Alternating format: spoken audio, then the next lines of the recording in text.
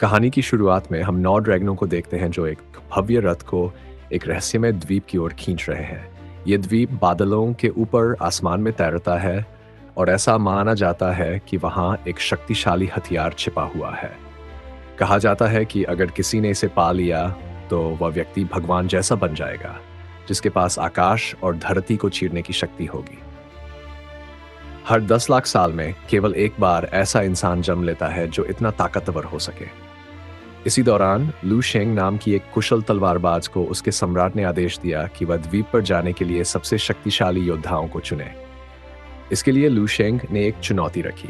उसने अपनी जेब से एक छोटी सी जेड बॉल निकालते हुए घोषणा की कि जो भी योद्धा इस बॉल को उससे छीन लेगा, उसे हिडन आइलैंड पर जाने का अवसर मिलेगा। यह सुनकर कई योद्धाओं ने अपनी किस्मत आजमाने के लिए आगे बढ़ना शुरू कर दिया, लेकिन लू शेंग की तलवारबाजी इतनी बेहतरीन थी कि वह एक साथ कई योद्धाओं को संभाल सकता था। बीजू कोंग नाम का एक योद्धा सामने आया।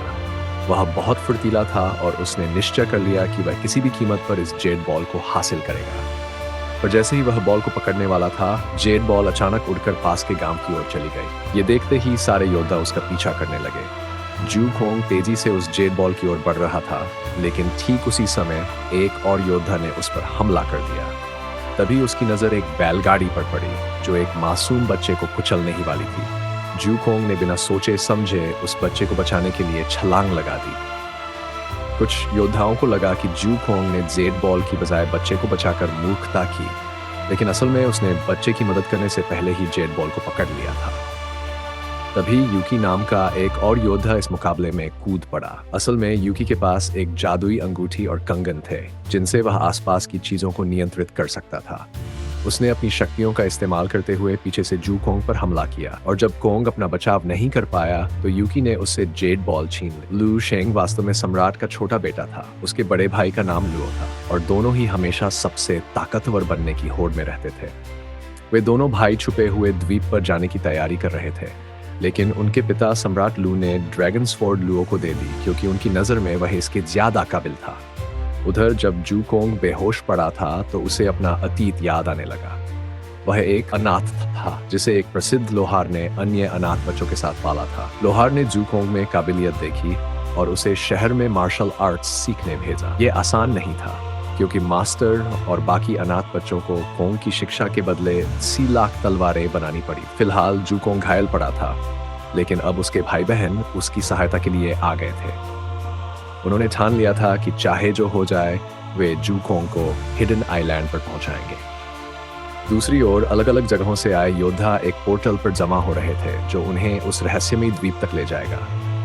वहीं हम कैसी नामक एक महिला योद्धा को देखते हैं जिसे 4 गार्ड्स के साथ भेजा जा रहा था। उन्होंने पोर्टल को सक्रिय किया और सभी योद्धा उस छिपे हुए द्वीप पर पहुंच गए। जू कोंग के भाई बहन दूर खड़े उन योद्धाओं को जाते देख रहे थे। उन्होंने तुरंत ही कोंग को जगाया, जो उन्हें वहां देखकर हैरान था। उन्होंने उसे सलाह दी कि वह शहर में चोरी छिपे घुसकर पोर्टल तल तक पहुंचने का गुप्त रास्ता खोजे ताकि वे सभी मिलकर छुपे हुए द्वीप तक जा सकें। जू कोंग ने अपने भाई बहनों को रोकने की कोशिश की, लेकिन उसके भाई ने उसे समझाया कि उसे मार्शल आर्ट्स सिखाने के लिए 10 लाख तलवारें बनाई गई हैं और अब उसे हार नहीं माननी चाहिए। हमने इतनी मेहनत सिर्फ इसलिए की थी कि जू कोंग उस महान हथियार को हासिल कर सके। अगर कोंग असफल हुआ तो हमारी सारी कोशिशें व्यर्थ मानी जाएंगी। इसी कारण वे चोरी छिपे शहर में दाखिल हो गए। किसी तरह जू कोंग पोर्टल तक पहुंच तो गया, मगर वहां मौजूद 2 गार्ड्स ने उसे कमजोर समझकर वापस जाने को कहा। तभी उसके भाई बहन वहां पहुंचे, गार्ड्स को पराजित किया और पोर्टल को सक्रिय कर दिया। इसके बाद वे छुपे हुए द्वीप की ओर आगे बढ़ गए। जब वे वहां पहुंचे तो चारों ओर बिखरी लाशों का नजारा देखकर स्तब्ध रह गए।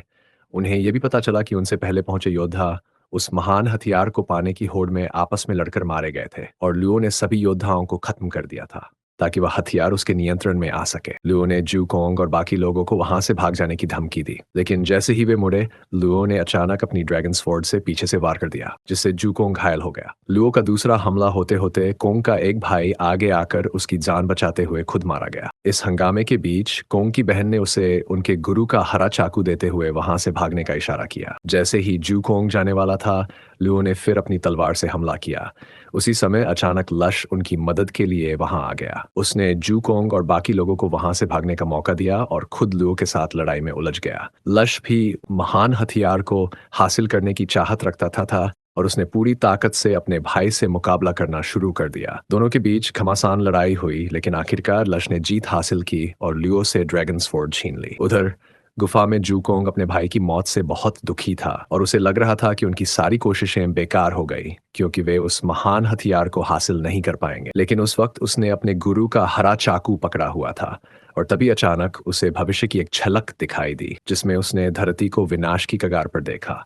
उसकी बहन शोशो ने उसे समझाया कि उनके गुरु का यह हरा चाकू बहुत खास है और शायद उनके पास भविष्य को बचाने का यही एकमात्र साधन है। उसे 1 मीटर के पत्थर से बनाया गया था और वह सकोंग को भविष्य दिखा सकती थी। उसने सकोंग को समझाने की बहुत कोशिश की कि उन्हें किसी भी हाल में आगे बढ़ना ही होगा, क्योंकि अगर वह हथियार गलत हाथों में पड़ गया तो परिणाम वही होंगे जैसा उसने अभी देखा था। शोशो को हमेशा सकोंग में कुछ खास नजर आता था और इसी वजह से उसे पूरा विश्वास था कि वह दुनिया को बचा सकता है। तभी सकोंग के एक भाई ने डरते हुए बाकी लोगों को गुफा के अंदर पत्थर बने इंसानों के बारे में बताया। जैसे ही उसने एक हाथ को छुआ, वह खुद ब खुद हिलने लगा। इसके बाद उन्हें पता चला कि वह कोई और नहीं बल्कि वही पत्थर बने इंसान थे जो अब फिर से ठीक हो गए थे। ये देख सकोंग और बाकी सभी काफी घबराए और गुफा से बाहर भागे। उस वक्त बाहर बर्फ गिरने लगी और चारों ओर घना कोहरा छाया हुआ था। तभी यूकी नाम का एक योद्धा हुआ चिल्लास आया, उनके पास आया और उन्हें जान बचाकर भागने को कहा। तभी अचानक एक भयानक राक्षस उनके सामने आ गया जो बेहद खतरनाक और ताकतवर था। जूकोंग और उसके भाई बहनों ने मिलकर उस राक्षस का सामना करने का फैसला किया।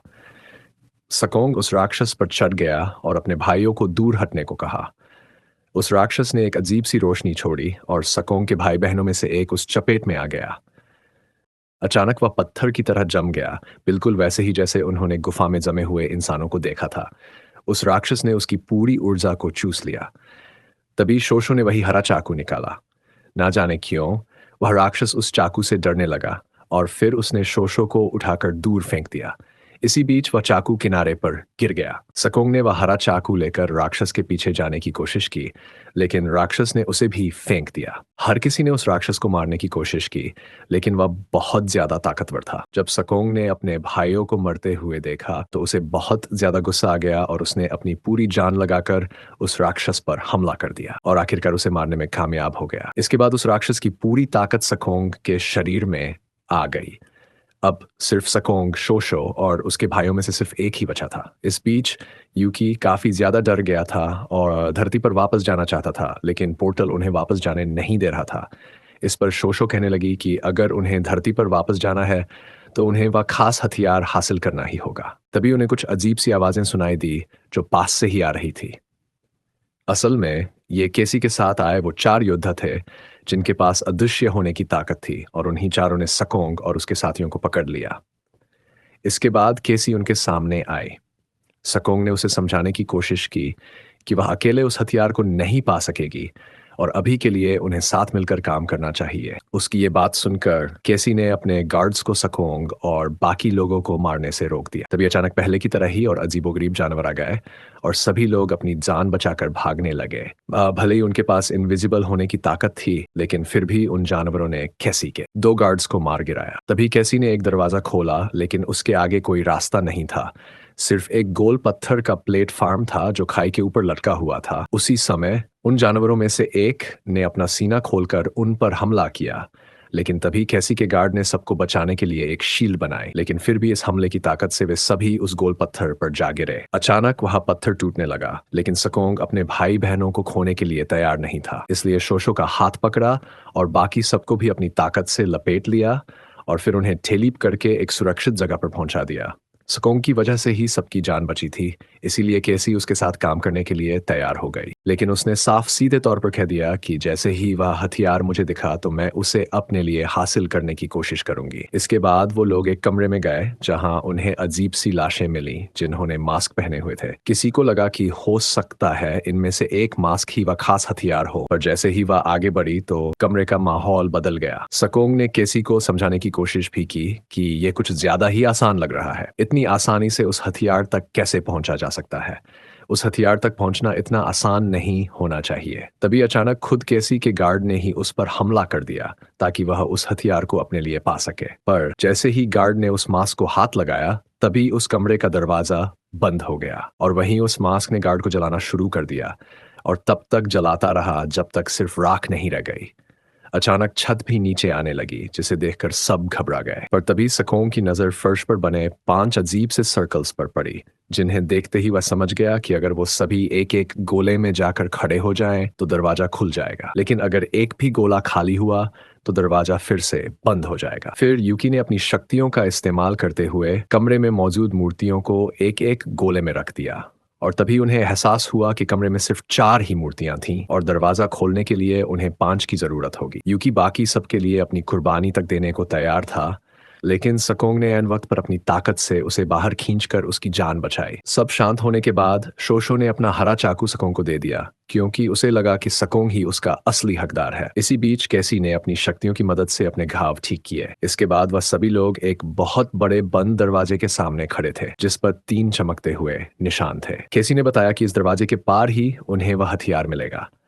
अफवाह थी कि जो भी उस हथियार को हासिल कर ले बेहद ताकतवर बन जाएगा। उन्होंने दरवाजे को खोलने की जी तोड़ कोशिश की, मगर कोई फायदा नहीं हुआ।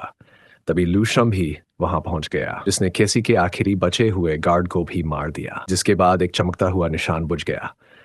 लू शैग ने उन्हें बताया कि दरवाजा खोलने के लिए उन्हें 3 लोगों की बलि की जरूरत है और इसी वजह से उसने पहले भागने दिया था, क्योंकि लू शैग दरवाजा खोलने के लिए कुर्बानी के तौर पर इस्तेमाल करना चाहता था और उसे अभी भी 2 और लोगों को मारने की जरूरत थी। लूशन ने उन पर हमला किया, लेकिन फिर एन वक्त पर सकोंग ने बीच में आकर शोशो, कैसी और यूकी को बचा लिया।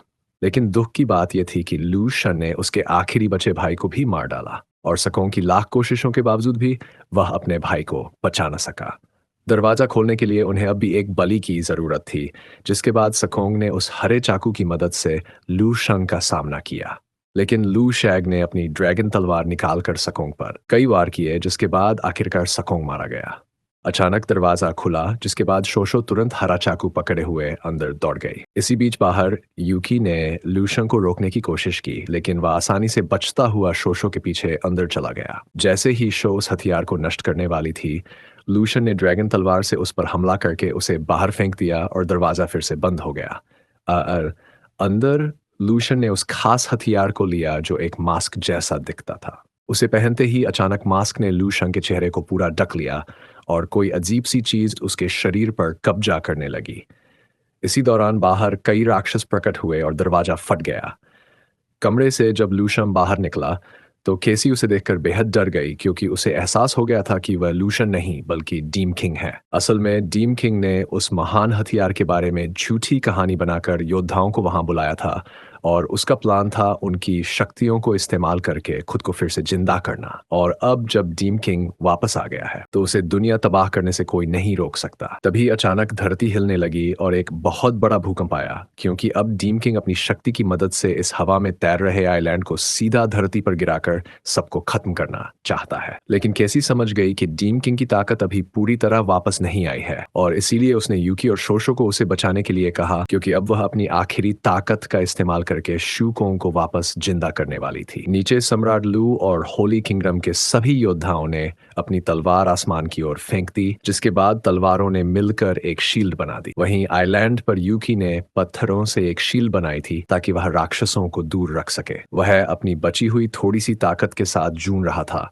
और आखिर में यूकी ने खुद को कुर्बान करते हुए सामने वाले पुल को ही उड़ा दिया। उधर केसी ने अपनी आत्मा सकोंग को इस उम्मीद में दे दी कि वह वापस जिंदा होकर डीम किंग से दुनिया को बचा सके। सकोंग का दिल फिर से धड़कने लगा, पर उसे होश एक अजीब सी जगह पर आया जहां एक रहस्यमयी आदमी पहले से ही मौजूद था, जिसने सकोंग को बताया कि उसे दुनिया को बचाना ही होगा, क्योंकि अभी उसके मरने का वक्त नहीं आया है। सकोंग के सवाल करने पर उस आवाज ने उसे बताया कि सिर्फ एक भगवान ही डीम किंग को हरा सकता है। यह बात सुनकर सकोंग उलझन में पड़ गया, क्योंकि हजारों सालों से कोई भगवान उनकी रक्षा करने नहीं आया था। अब तो उसे बस खुद पर भरोसा करने की जरूरत है। अचानक उस आदमी ने अपना चेहरा दिखाया और वह कोई और नहीं बल्कि फ्यूचर से आया हुआ सकोंग ही था। इसके बाद उसने बताया कि 1000 साल बाद सकोंग एक भगवान बनेगा और जो समस्याएं वह अभी झेल रहा है उन्हीं से उसके शरीर में इतनी ताकत आई। तभी सकोंग को होश आ गया और वह सबसे पहले शोशो को वापस धरती पर उसके घर ले गया, लेकिन अब वो और ज्यादा ताकतवर बन गया था।